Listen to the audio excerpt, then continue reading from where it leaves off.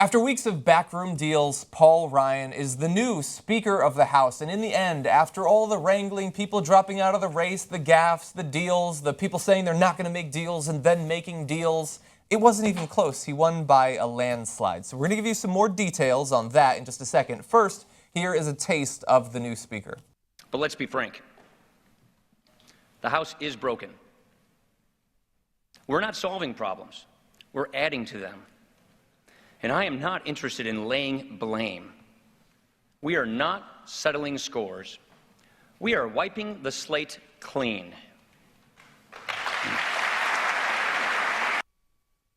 I love those applause breaks that aren't really warranted. It's just clearly there was an applause break there. Anyway, so right there, it seemed like he was sort of taking a page out of Donald Trump's book. It's like, we're not solving problems, we're making problems. We suck. We need to wipe the slate clean. But that seems to be working, and so why not go with it?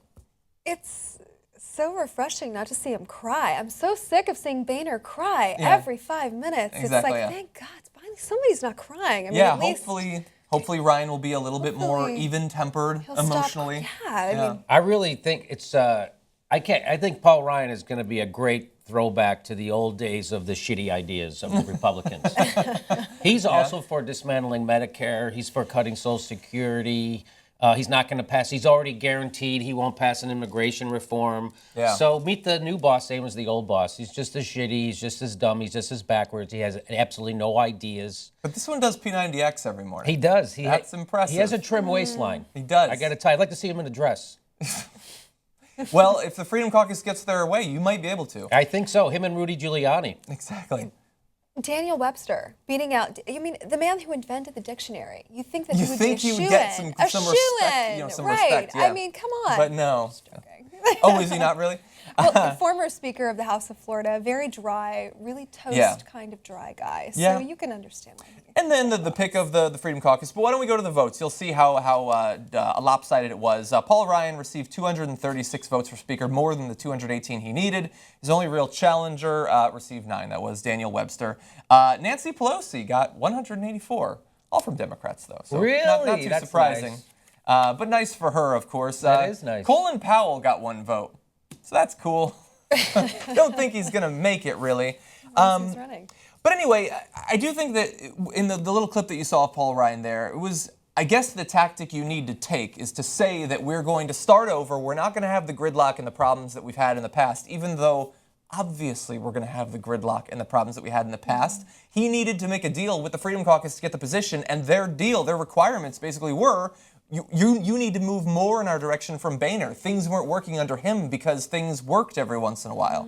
They want everything ground to a halt. That's why, even though he said he would set no preconditions for taking the position, he did, as you said, with immigration reform, which is not going to happen now. So the slate is clean, except there's already major issues that we're not going to talk about for years. Yeah, but there's some of that slate you need bleach to get it out, and he's just using your regular Lysol scrubber, and that's not going to use. So he might even try an ammonia bleach, and that's bad. Exactly. That'll give you a noxious gash. Now I forgot my point. All those stupid bad jokes I just made. But maybe that was the point all along. It's just going to be more of the same. He put out all those demands. He had all those demands that I'm not going to be Speaker because I'm happy being the House Ways and Means guy, because that was his, ever since he was a little dork, he wanted to grow up to be a huge nerd, and that's his dream job. And so that's what he is. And so he gave all these demands to the Freedom Caucus, and he said, so if you don't meet these, I'm not going to be here. They didn't meet fucking one of them. They didn't. And he is still, so he again, could not be more full of shit. He's always been full of shit. He will continue. He's considered a policy wonk, which is hilarious to me, because all his policies are bullshit and backwards. His budget's fucked up and backwards. He wants to privatize Medicare. It's the thing that John Kasich was screaming about at the debate last night, about how these people want to get rid of Medicare and Medicaid. Well, that's the new Speaker of the House, third in line to be president. That's his plan. Scary. So this whole idea that John Kasich and Jeb Bush are sick and tired of the crazies in their party, they're tired of their party.